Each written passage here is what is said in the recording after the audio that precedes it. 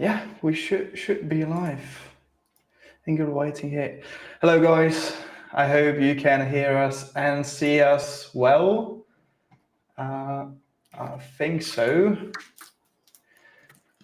Let's give it a few moments so everyone can join in. Hey, good afternoon, Ola. Perfect. Thank you for confirmation. Okay, let's give it a final minute and we can start. From the start, I just remind the giveaway, the 48-hour challenge. And I was kind of surprised because we gave away on our live stream 8 accounts. And 2 guys actually managed to pass it. So 25% success rate or pass rate, which is good enough. So we shall see how many accounts we are going to give away today. Let me just notify the Discord community and we can dive into the charts. We've got NFP this week, right? I think Europe inflation data. Yeah. Yeah. Gonna talk about the inflation data from Europe or NFPs? Yeah. Okay, Everything. Perfect. Okay, Okay, I'll perfect. talk about yeah, I've got a few points to cover today. While people join, it's a bit of a typical Monday at the moment. We started off with a little bit of a bang with some dollar weakness, and now we are just in consolidation mode. Typical Monday right at this moment in time, seems like. Okay, so last notification to our Discord community. Baba Tunde, welcome. Oh, good afternoon, good morning, good evening, wherever you are in this beautiful world, traders. Okay, perfect. So just to remind the giveaway till all of you guys join in. So basically the 48-hour evaluation challenge is kind of a fun challenge where we usually choose those of you who participate more often on our live streams, and at the very end of this live stream we'll choose those of you, not the same ones that were chosen previously. So we try to also choose different traders, and at the very end of this live stream I'm going to comment on the video recording of this live stream, which is going to be uploaded on Market YouTube channel. And in that comment, if you see your name, which is usually like, I don't know how many people are right now on the live stream. So we've got 40 people. So we're going to give away at least 10, 13 accounts. So then if your name is displayed on or is in the comment of this video, then just reach out to me with the screenshot or print screen of your YouTube account. So I know I can verify, I know it's you, and you'll be provided with the evaluation right away after the live streams ends. And then you've got 48 hours, usually till Wednesday, till the end of the Wednesday. I wanted to do it till the start of the Wednesday's live stream session, but I decided to give you a little bit extra time. So till the end of the Wednesday to pass it. If you do pass it, it's yours. You are already in the simulated funded stage. If not, unfortunately, you need to try your luck next time. So that's as for the rules. If you'd have any questions throughout the live stream, I'm going to remind it anyway once again at the very end of the live stream. Okay, perfect. So I think we're good to go for now. So if you don't mind, Ken, I'll be just doing the charts as I usually do because I didn't have much time. And then I'll join in as you analyze the markets. Yeah, baby. Cool. All right. Welcome, traders. Happy Monday. Look, right now. Oh, let me share my screen. That would be a good start. Oh, yeah. Okay. Share the entire screen. Bam. Okay. Okay. All right, traders. Let's get into this. I think we've had a good run. Some of the analysis that we've been providing on the streams from both Jake and I, which is nice. I mean, to be fair, it's almost been one of those situations where things are a little bit too easy, and then when that happens, I'm a little bit skeptical. So this been one of those periods today. Look, right now, this is our typical Monday. We have a lot of, well, say a lot. We have high impact data this week. It's non-farm payrolls, as I'm sure you guys are aware. Dollar, obviously, if we start off painting a picture as we always do, nothing has changed yet. Okay, obviously, big bearish candlestick there last week, big rejection. As I said to you guys on the stream, there's still sort of fundamental concerns. There's still outflows from the United States, right? Funds are still flowing into Europe. Funds are still flowing into Asia. And, you know, markets are worried, you know, just because of especially how wild Trump is, okay? Trump is wild. You would have seen on Friday, he once again reignited the trade fears, the trade war fears with Canada, right? By saying, look, the talks are stalled. We're not carrying on talking to these guys. So just to put that into a nutshell, basically expect, as I said to you guys before, expect tariffs, trade wars for the rest of 2025. This is not going anywhere. So expect all that volatility. We just have to deal with that as something we have to deal with. So if all of that, everything that I'm just noting here, I'm just painting a picture for you guys. The dollar still remains vulnerable. Okay. We are now just trying to print. You know how I said in our last stream, obviously we're waiting for this new lower low. We're trying to figure out where that lower low is going to be. Obviously, it's not our job to figure that out as such, but it's our job to just observe. And then, you know, I think now we're getting a bit of consolidation subject to a pullback. You know, perhaps this is the new low. Okay. Perhaps this is the lower low subject to printing a new higher low, right? Excuse me, a new high, a lower high, excuse me. So it's possibility that we break out, come back and retest this 98 region, print a new lower high, and then carry on respecting structure. That's a possibility. At the end of the day, we're going to trade what we see, okay? But we are consolidating right now at this moment in time. Now, obviously, it's the big non-farm payrolls number this week, guys, right? Ahead of all of that, it's very important that we pay attention to the other high impact data points, which I just want to quickly cover and what they mean. Okay, what they mean for you.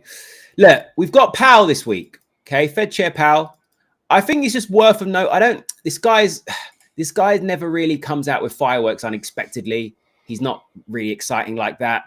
He's just sort of quite neutral in some sense and just manages market expectations. So with this, I'm not expecting any guns blazing. But what I would say is we're heading towards rate cuts now from the FOMC. Number of institutions are ramping up their bets that we're going to get a pivot, a dovish pivot from Powell in July, you know, for the Fed meeting. If we take a look quickly, let's just have a look at Fed Watch Tool. Let's have a look at the Fed Watch Tool here, right? And just see what market's pricing in at this moment, what that could mean for dollar. Okay, once it decides to load. All right. I said to you guys before, all the volatility is about September, October, December. We're not getting a cut in July. Okay, there's a small probability, but that's just not going to happen. September's where it's at. 93% probability they're going to cut. October, 98% probability they're going to cut. And December, 99.6% probability. They're not going to be cutting every month. Well, they could. I mean, they could, but it's sort of unlikely, right? Markets are pricing in between 2 and 3 cuts. As you see, we're expecting sort of cuts each month there. So obviously this data is very important this week. All right.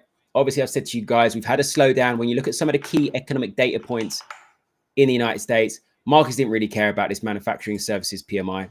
Okay. We are seeing a worsening in consumer confidence. Consumers are not that confident, as we know at the moment. New home sales are bad. Okay. Jump up in new home sales. Not great. Durable goods, not really a massive figure. And this was the Fed's preferred measure of inflation. That ticked up slightly to 0.2%. But then when you look at income and spending is down, right? If income's lower, spending's lower, that's disinflationary anyway. So we're definitely warranting rate cuts from the FOMC. And I think we're going to get that pivot from Powell soon, which is going to be a dollar negative. I said to you guys on the previous stream, the only thing that's saving the dollar from complete free fall is the fact that rates are higher in the United States, right? In comparison to other economies, rates are higher. But as soon as they announce and make way for their rate cutting cycle, all hell's going to break loose and we're going to see some downside for dollar, further downside.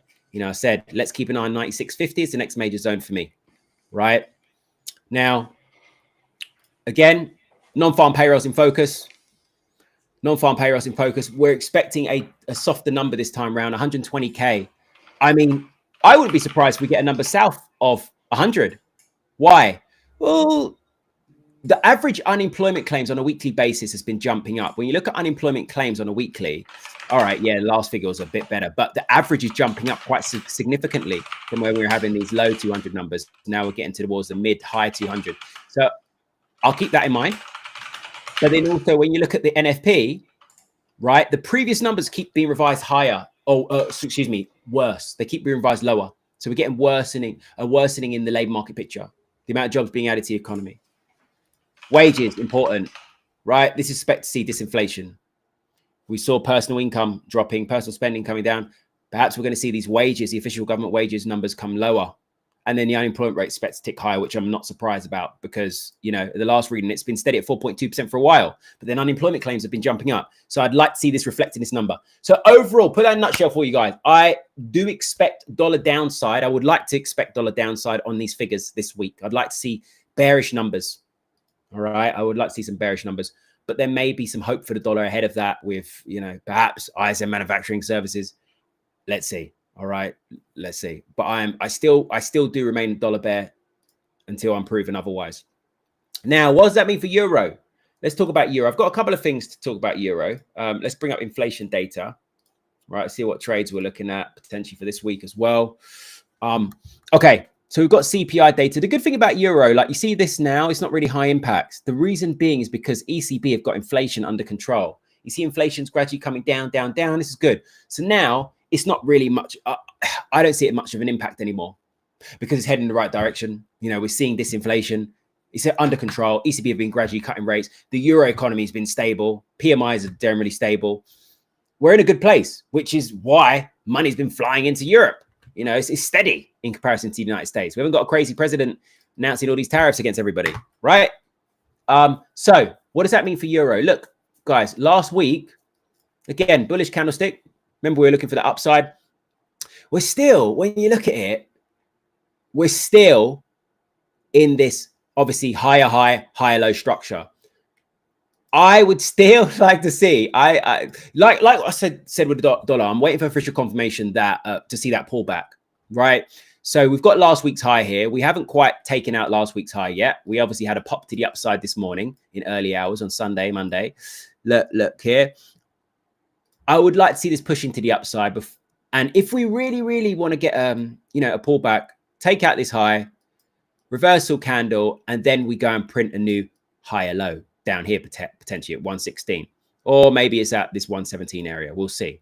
You know, I don't have a crystal ball, but I'm going to wait. And then I'm going to buy. I'm going to swing this again, wherever it's here, all the way up to the next major zone, you know, which is into 119. When you look left with me here, guys, quickly.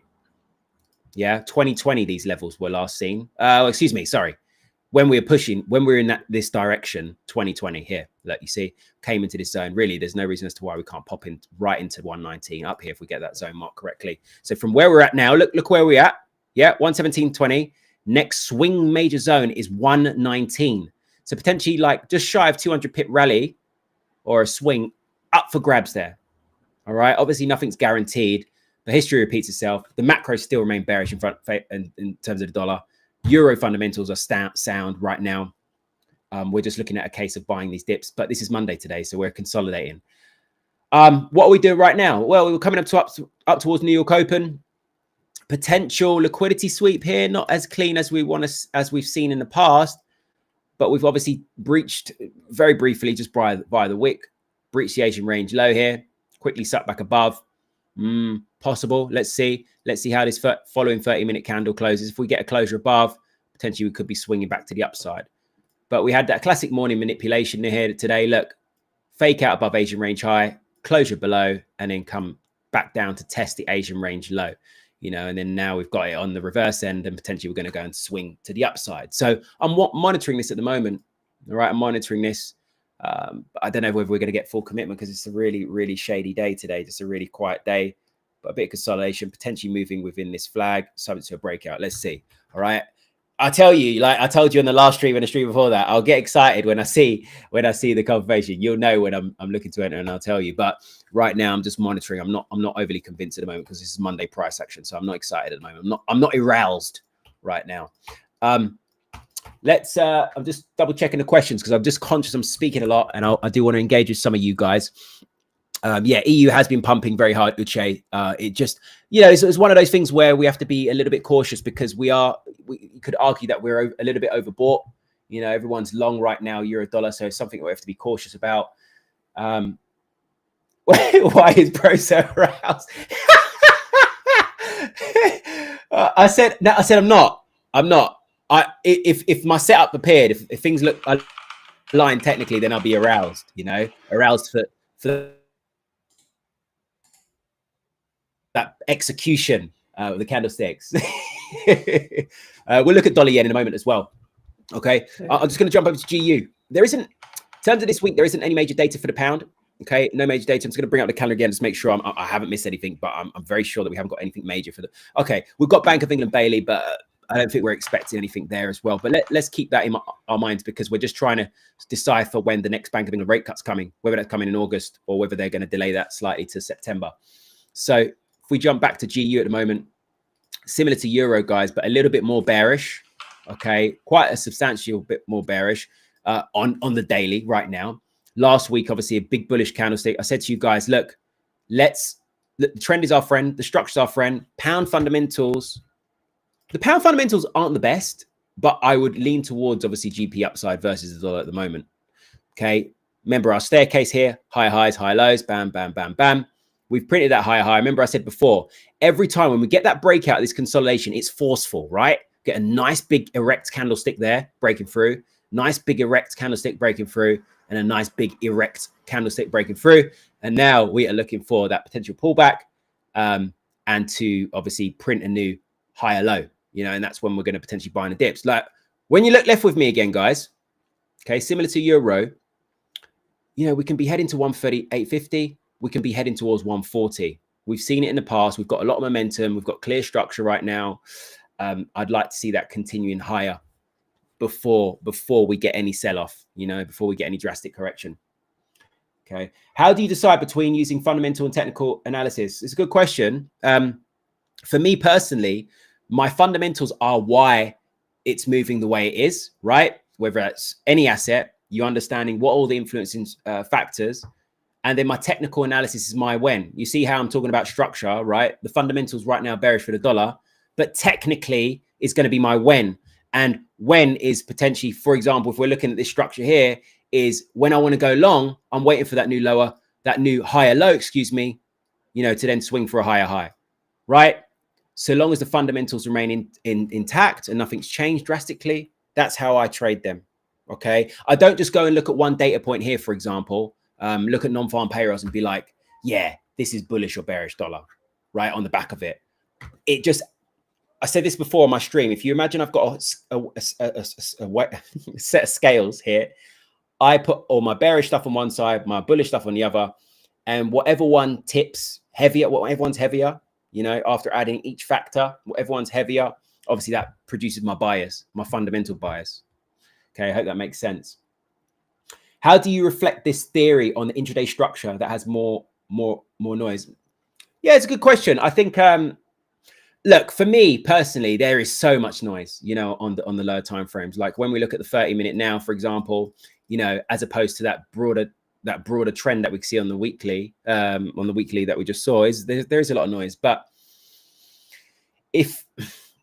for me, it's like just understanding structure on those higher time frames, on the weekly, on the daily, on the 4 hour, okay, and just know where my key zones are. Like for instance, now with GU.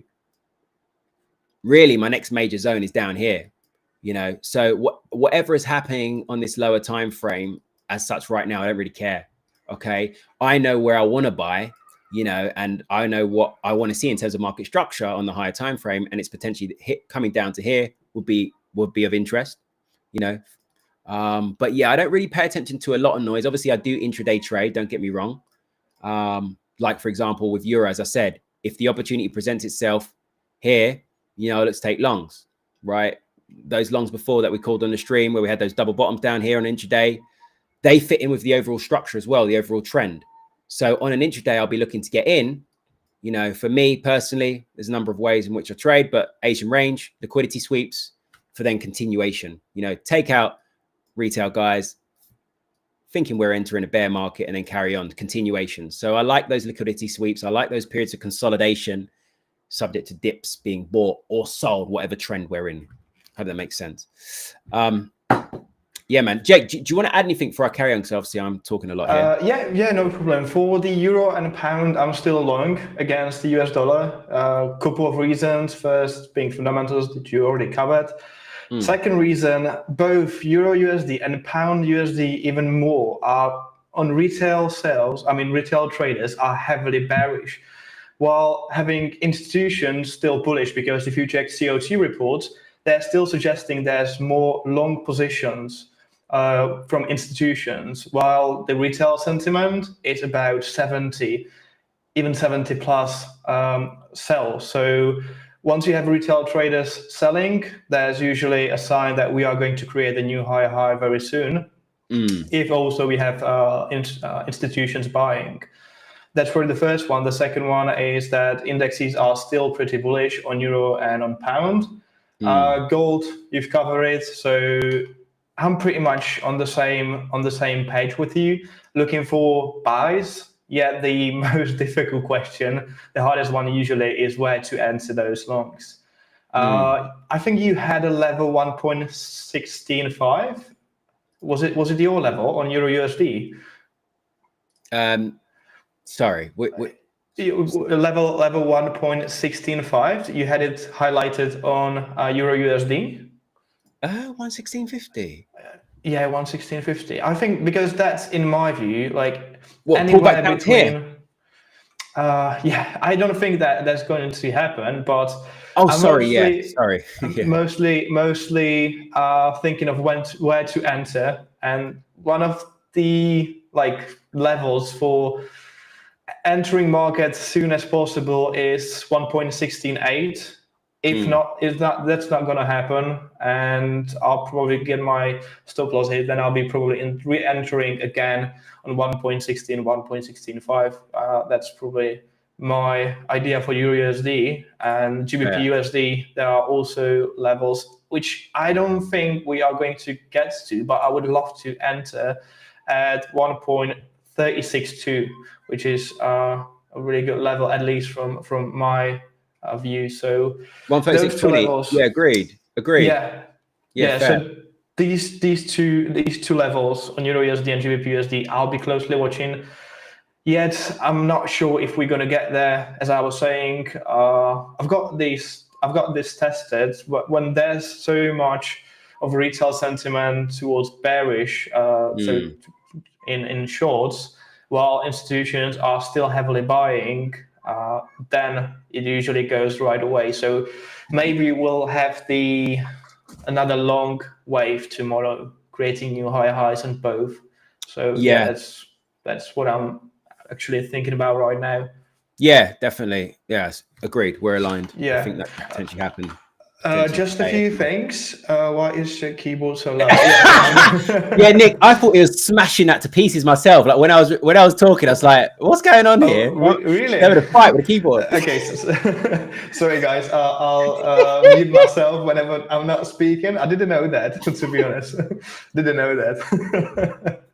Okay, so I'm not going to type anything while I'm speaking. I don't know why is it so loud. No idea. There was a question how to control emotion. There were a few questions like this. Just so you know, guys, on Wednesday, our performance coach JV is going to join in. So if you can save those questions and ask him on Wednesday, he's going to come in and he's going to help you, provide you with tips, insights. He's really great at what he does. I usually repeat myself with it, but you'll see for yourself. Save those questions, please, for Wednesday. Join in on Wednesday's live stream session. JV is going to be here and he's going to answer to all of you. So yeah, that's as for those questions. And I also saw questions about the giveaway at the very top. Like, what do you need to do in order to participate? It's easy. Just join the live stream session. I usually monitor the chat, trying to figure out who are the traders that usually join us, and they will be given with the evaluation. But as we grew to 56 right 60 viewers right now.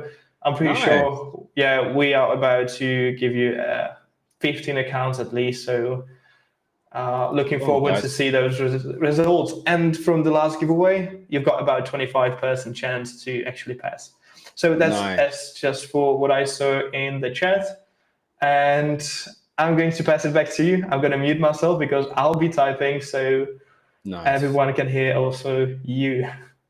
Yeah, man. All good. All good. Guys, by the way, like with these streams, obviously Jake and I put out a lot of value. We've got a lot of combined experience.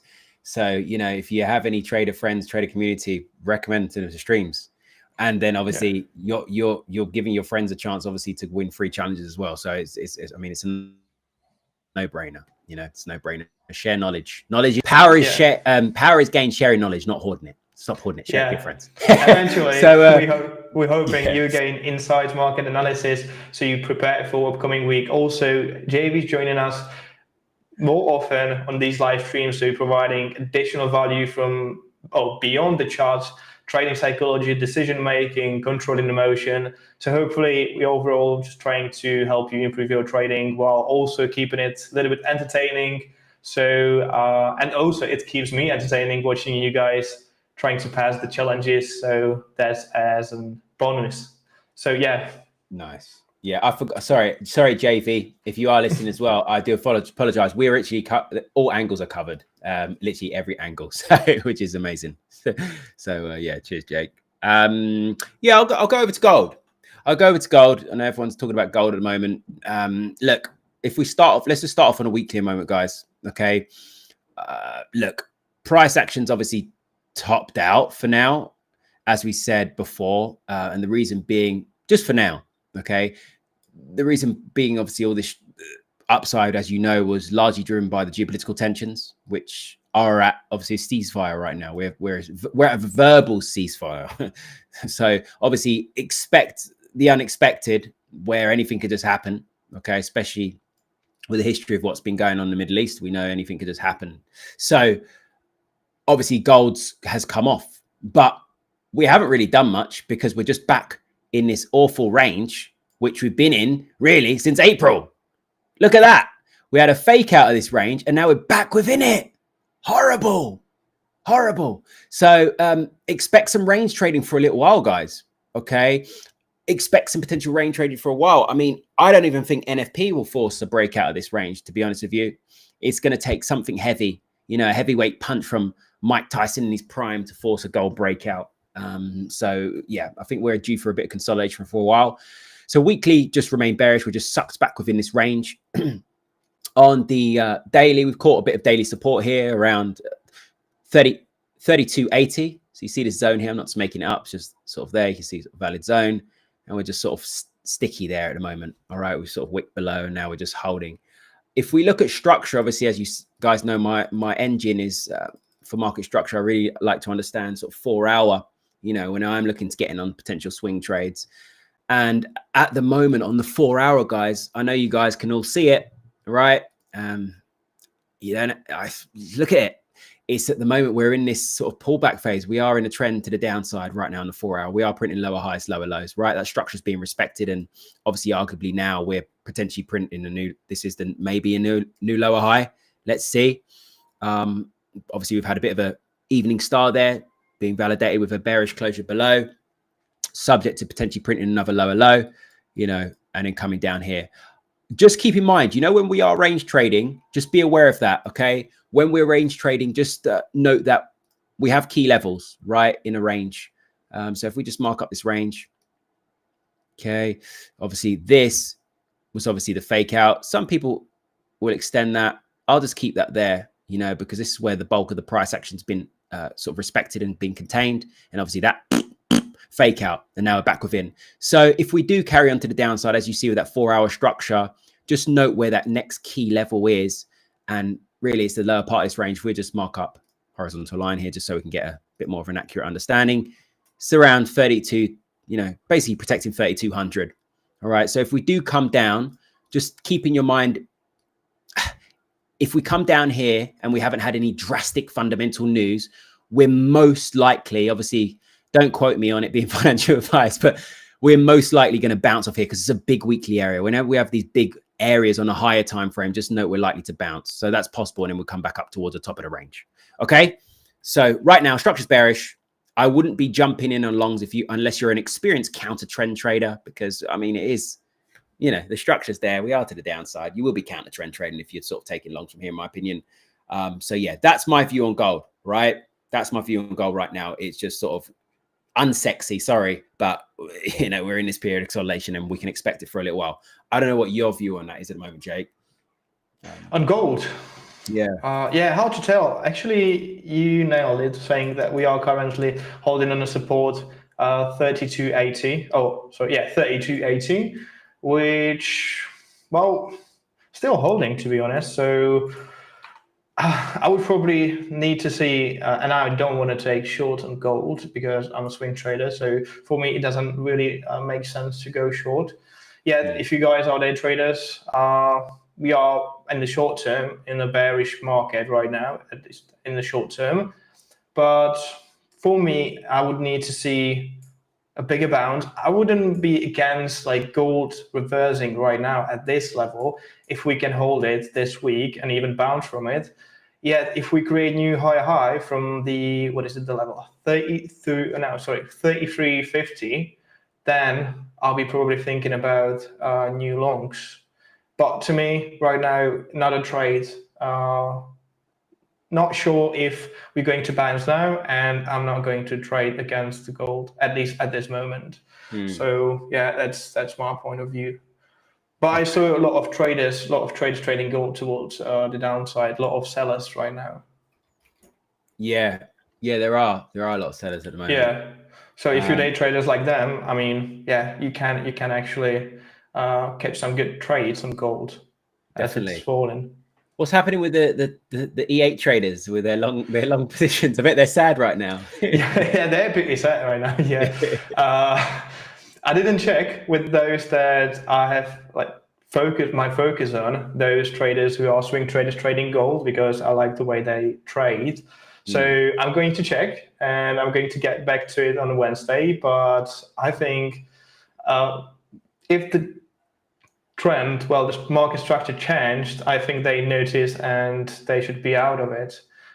1 hour, 4 hour, those are legit charts for even swing traders. So once there is market is reversing, changing the structure, you need to be out. So yeah, that's as for gold, and the same basically goes with the gold or with the oil. Sorry, if you don't mind, I'll just quickly share the chart. Please share. Okay. Okay, so let me just organize it a little bit. It's a complete mess. Okay, share the screen. Share the screen. And okay. I don't know if you can see my chart right now. Can you? Yes, can see. Yeah, perfect. So we just hit the support and we're right now in a side trend. As you know, from last week, more than even 3 weeks, I'm looking for longs on oil. Didn't catch this, but on daily, I think we are still changing structure. We created new higher high. We're not now, at least now, not creating new lower lows on daily. And on 4 hour, we just reached this support and we are running sideways. So if we actually break from this range trading, I'd be probably considering those longs. So yeah, this level. I think once we break on oil, depends also on fundamentals, because you never know what's going to happen in the Middle East. But if nothing that important to create spikes like these ones happens in Middle East, I'm still bullish on gold. So the level is 64. I was speaking, I think, last week about level 66, where I would probably consider longs, which is this level right here. So if I'd open, I'd be probably right now a few dollars or few cents in the loss, but I still strongly believe that oil has potential to go upside. That's just because I don't think that you trade oil, or do you? No, I don't trade oil. No. Yeah. So I just wanted to mention, as I was speaking about it last week. So try to know what I stand with this. It's so, oil's so sensitive to the fundamentals around the Oh, oil yeah. market, so sensitive. I don't know, but I don't know if you saw, but believe OPEC, is it OPEC Plus, are looking to ramp up production quite aggressively. So it's more. Oh, is it? Yeah, the headlines came out on Friday, I think. Oh, I didn't miss it. Yeah, OPEC production. Let me just double check, just make sure. Yeah. I'm Okay. correct. Okay. So news. 2 days ago. Yeah. So on Friday. Okay. So they're set to announce another accelerated oil output hike for August, according to sources. So they're going to increase by quite substantially, another increase of 411,000 barrels production per day. Yeah. Okay, then. According to sources. Okay, with that information in mind, okay, I'll probably just miss on oil. I don't thank you for the information. That's probably why we are doing it, because I have completely missed that article, to be honest. Man. So yeah, okay. I'm gonna give shot back to you. I'm kind of now, at least, till I read that article and till I have more information out of an oil. Probably I'll get back to it on Wednesday, but maybe save me with this piece of information from the longs. Yeah. Awesome. Okay. Yeah, keep an eye. Passing it back to you. All right, let me share my screen again. There's a couple of more things that I'm just looking at, Aussie related now. Let me share screen. Oh, Australian dollar. Okay. Yeah, I'm looking at a couple of. One of them is something you trade. Obviously, you're Aussie. Yeah, I'm a big fan of Euro Australian dollar. Yeah. The other one is Aussie Swiss. So this is. Let me bring up Forex Factory quickly. Forex Factory. All right. This week, it's just worth noting in terms of sort of macro events, CHF. Okay. I need you guys to sort of, if you trade CHF, just pay attention to this. It's important. Now, it's not on here, obviously, on Forex Factory, because Forex Factory only show, they don't show the broader data. But the year-on-year was very important for Switzerland, because the year-on-year CPI on this, it was in May, or it may have been last reading earlier this month. But the year-on-year of Switzerland CPI went into deflation. So when prices are negative, so prices are falling rather than inflation, obviously prices rising. So that markets then started speculating. We saw all these research pieces. Everyone's like, oh, maybe the S&B are going to introduce negative rates again. So at the time, that provided a little bit of weakness for CHF.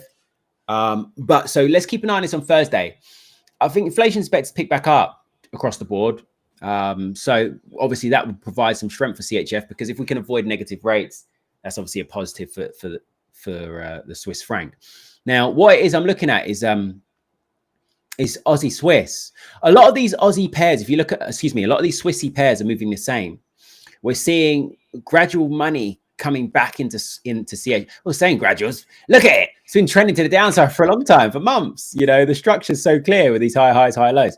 But it's picking up a bit of pace, because regardless of whether things have settled down now, all this geopolitical tension, all these economic fears and whatever, we're still heading towards, we're still in this, and we haven't even entered the full realm of uncertainty yet. Like, we haven't entered the full realm of market downturn. Remember, guys, we had all the boom, right, from pandemic. We haven't had our market crash yet, but it's in the waiting. The way stocks are rallying right now is obscene. They're a bubble. There are a lot of warning signs, okay? And I do believe, at some point, when we're on these streams, we're going to be talking about a global recession, an economic downturn. It's inevitable, okay? So my point is, money's coming, obviously steadily flowing and picking up some pace into Switzerland, right? A lot of these big boys, smart money, they're positioned for things, right? And obviously Switzerland, where's a place to put your money? A lot of investments, a lot of structured portfolios are based in Switzerland. Not all, but a lot of, Switzerland, Luxembourg, all different places, but Switzerland, a lot of money there, in gold. So I'm expecting flows to pick up in CHF. Aussie's obviously extremely sensitive right now to still the risks of US and China. Yes, it's been swept under the carpet for now, but it can come back, as we saw with Canada. So just keep that in mind. It's sensitive to just general risk appetite, and where we've had, a bit of uncertainty, it's going to get hit. It's a commodity-linked currency. If China falters, no one's talking about how China faltering, by the way. China's screwed. but no one's talking about it because we've had other things to talk about. Like, let me just show you something, guys, but no one's paying attention to. Really bothering me, right? Let me just show you this. Oh, sorry, not manufacturing. Right, this is slow. Delayed. Okay, one moment. All right, manufacturing anyways in contractionary territory, right? Chinese manufacturing is in contractionary territory, but that's not the worry. This is the worry for me that no one's talking about. CPI. It's really, really bothering me. Okay, let's look at PPIs a minute. Look, producers' prices, right? Producers that produce the goods that you consume as a consumer, not necessarily you may, but producers' prices are falling. They're in deflation, minus 3.3%. We haven't seen numbers like this for a while, for a couple of years. What does that signal to you if prices are just falling? It's a worry, right? People are not spending money. Money's not being spent in the economy. Why are people not spending money? Do we have a slowdown? Yeah, we know we have a slowdown, but no one's talking about it. Chinese CPI as well. Look at CPI. It's in negative territory. Okay, I know we bounced a little bit there, but we're still in contraction. Prices are falling. So anyway, Aussie is really sensitive to obviously all these developments that I've noted, right? All these risks. So I like Aussie Swiss downside structures, obviously they're intact. I see this wick. So you see this wick here. I've been wanting this to be filled for a while, and I think we are going to go and fill that. You know, we're heading in that right direction, go and challenge these lows of April. I can't remember what caused this wick here. It was the tariffs, wasn't it? It's Liberation Day from Trump caused that wick to the downside to that psychological 50. So I think we can see that again, nice and gradual though. Lower highs, lower lows, back into that bearish structure after this pullback. You see, obviously, I like marking up my flags. Got a flag here, breakout flag, and I'm just watching this at the moment today. I'm watching this retest back on this range here. I may look at some intraday shorts coming back up towards a daily open, retest of this flag, potential look for a rejection there and then a closure below, and then I may look at swinging. We'll say swing. It probably will be a swing. It's a little bit slow, Aussie Swiss, and then come down to a low here, level that I've sort of marked up, just looking left. Sort of. What is it? What is this pair? This currency pair that you have on the chart? Australian dollar Swiss franc. Yeah. Oh yeah. Definitely agree with that short. Yeah, man. So eyeing that up right now, and then on the other point, obviously keep everything that I just said to you guys in mind of Aussie. Obviously keep everything in mind that I said about Euro, how I see Euro stable. Obviously, this is one of Jake's pairs that he likes. Look, structure to the upside at the moment. You can sort of see that nice and clearly on the daily, right? Bam, bam, bam, bam. And obviously we printed a new high up here, but it still looks like we want to break out and get a continuation before we print another sort of higher low and then pop higher. So I'm just monitoring this at the moment. I'm not enjoying the 4-hour price action at present. Let me just clear this up because we're ranging. Yeah, I'm not enjoying that price action at all right now, but I'm just monitoring for potential longs, and I will wait until we get the break higher and then pull back and then look to run that long. So this one's going to probably sit on hands for a little while, to be fair, but I just think that's going to break out first, pull back, and then we'll go and run this towards 81, 82, and then obviously these highs here on the 9th of April. I think Aussie's going to be an underperformer, its peers. Most definitely agree. Aussie is like the currency that for last 4, even 5 weeks, maybe even more than that, I'm just trying to find a short, trying to buy strong currency, which is right now GBP and Euro against the Australian dollar, which I see could be struggling for upcoming weeks even. So yeah, for next 2-3 weeks, if not even more. So yeah, Australian dollar, if you are having a strong currency, you're looking for currency to buy it against, then go with an Australian dollar. Yeah, man. Go on, Jake. Do you want to say? Yeah. No. I was just speaking about the Australian. I was thinking to show some charts, especially the Euro Australian dollar, but we pretty much on the same level. I'm also waiting for the pullback in the best scenario towards 1.78. Still we break 1.8, which is the resistance at this moment, but I think it's just a matter of time. I think 1.8 will be broken in the near future. And about Australian dollar, Swiss franc. That's the pair that I've missed like 3 trades already. So I'll just probably wait as a swing trader. I'll just probably wait for a little pullback on 4-hour chart and just join the market with little wider stop loss. Yeah, that's my view. Nice, man. Okay. And anything else that you have prepared to analyze, or? People are messaging about stocks. So let's just quickly take a look. Obviously, stocks are they have been at all-time highs. I did enjoy some trades on Friday with this because it's just, I mean, it was easy to not participate. Sorry, it was easy to participate. Obviously, structure was very bullish. And then obviously we've had a continuation. Now, I just beware, guys. Okay, look, at the end of the day, with this, we're in unknown territory. Okay, got little gaps there. We might want to sort of fill those, but we're in uncharted territory. We haven't been to these levels before. And obviously at some point we're going to see profit taken, and perhaps that comes today. You know, we're already sort of trying to top out, trying to break structure here. Obviously everyone's just been buying the dips. It's been quite an easy trade.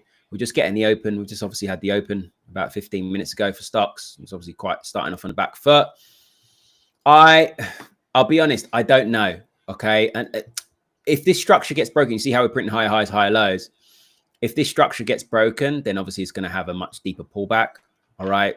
If we hold, we're going to go and pop high and go and print a new higher high. That's the only information I can give you right now. Okay. Oh, sorry. It's been a bit laggy there. So I'm just monitoring. Structure remains intact here. We print a new higher low, then we can swing this for a pop in towards, again, this is just guessing, right? More or less. It's just guessing. So, because we're in uncharted territory. I don't know what your view is on that, Jake. It makes it a little bit tricky. When indexes or yeah. Yeah. I don't want to really talk about indexes, at least like not now, because I haven't traded indexes for a long time. So I wouldn't mind to add some commentaries on Forex, but I'm not really good at trading stocks and indexes. Yeah, fair. What I would say quickly, guys, just keep an eye on the gap. Okay, we're coming down to this gap. Obviously, we gap to the upside there. Keep an eye, obviously, in this gap around that psychological 22,500 area for Nasdaq specifically. I think we've got similar gaps, not quite there for SPX as well. So similar gap. Just keep an eye. We're probably wanting to go and test that gap area, maybe fill it before resuming to the upside. Because obviously, even if we do come down to this gap, right, we fill it. We're still going to print a new higher low, okay, which can provide dip buying opportunities. And given how bullish the market are right now, and they're pricing more rate cuts from the Fed, right? They want rate cuts. That's going to be bullish for stocks. So again, similar to what I said before, unless we see anything drastic, I don't think this buying is going to stop unless we see something drastic happening. Okay, we need something drastic. So yeah, just keep an eye on potential gap fills, potential dip buying there. That's all I've got to say on it at the moment. Okay, perfect. Yeah. I'll just remind, because Chad was asking if I'm going to answer anything. Well, I don't actually need to share the screen because you had pretty much the same analysis that I had. So I'll be looking for Euro USD, GBP USD, and the Aussie pairs. Those are probably most interesting to me for this week. If I'll probably just record another Insta story with that trade. And yeah, from me, at least right now, is it all because it's Monday, so we are pretty slow. And hopefully we'll have more for you guys on Wednesday, which is going to be really good, as JB is going to join us as well. So I think we're good to know for today. If anything, I'll update you on my Instagram with the giveaway. I just went through the chat and I'll do it again. And once I see familiar faces, I'll comment below the recording of this video, which is going to be uploaded on Market's YouTube channel with the names, your YouTube profile names. And if you see your name in the comment, and I'll also share it on Instagram, so you can also see it on my Instagram. If you see your name, just message me with a screenshot of your YouTube channel so I know it's you, so no one else is trying to claim your account. If you do that, I'll provide you right away with the evaluation, and you can start trading. And on Wednesday, I'll be looking forward to review all those accounts, guys. So yeah, actually really looking forward to it. Okay, so thank you very much, Ken. If that's all from you, or I'm just looking at your charts, you're preparing some longs. Yeah, I'm gonna watch. I'm gonna see how the price responds to this gap, Okay. and then potentially look at taking some longs, some low risk longs, just because it's just, again, as I say, it's uncharted territory. But for a new high, I'm watching it. Yeah. Okay. Yeah. Okay. So thank you also, Ken, for sharing your insights. Thank you guys for being here. We really appreciate it. For being active. Haven't seen chat that active for a while. So thanks, Guy. And we'll see each other on Wednesday. Yes. I guess so. Yeah. Cheers, Jake. Perfect. All right, Okay. thank you, traders. Best of luck trading this week. See Speak you. to you soon. See ya. Bye.